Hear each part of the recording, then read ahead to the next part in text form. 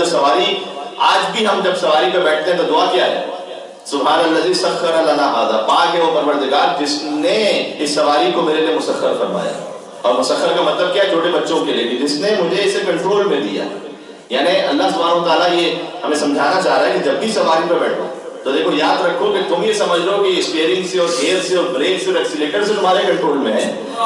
یہ خالی ظاہری اسباب ہے، ان ظاہری اسباب کے پیچھے ایک مسبب الاسباب ہے. سبحان اللہ. یعنی یہ توحید کا اتنا بڑا درس ہے کہ جب بھی انسان اپنی کار میں بیٹھ رہا ہے تو فوراً ہو گئے سبحان الذی سخر لنا ھذا وما كنا له مقرنین. آگے یہ بھی کہہ دیا وما كنا له مقرنین، ہم اس قابل نہیں تھے کہ خود سے سواری کو اپنے کنٹرول میں لے سکتے. یعنی اپنی عاجزی کا اظہار کرو خدا کے سامنے، کیونکہ عام طور پر سواری ایک اسٹیٹس کی علامت ہے.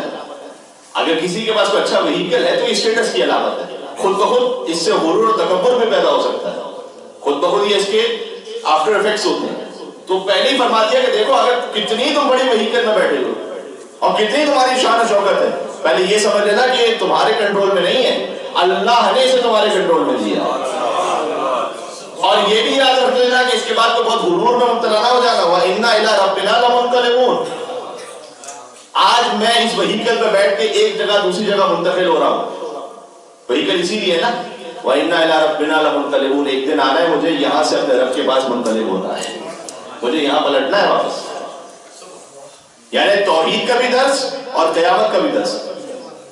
ایک بالکل آپ جب سواری سٹارٹ کر رہے ہیں اس وقت، عام طور پر جب سفر میں کوئی موت کا ذکر کرتے ہیں تو بہت بدشگونی سمجھی جاتی ہے. تو سفر پہ جا رہا ہو تو اگر ذرا سا بھی کوئی موت کا ذکر آ جائے کہتے ہیں کیسی بات کر رہے ہو کہ تم ٹریولنگ کر رہے ہیں. اللہ نے دعا میں موت کا ذکر رکھا ہوا ہے کہ موت کو یاد کرو جیسے تمہارا یہاں پر ٹرانسفارمیشن ہے ایک جگہ سے دوسری جگہ، وہ ٹیمپرری ہے.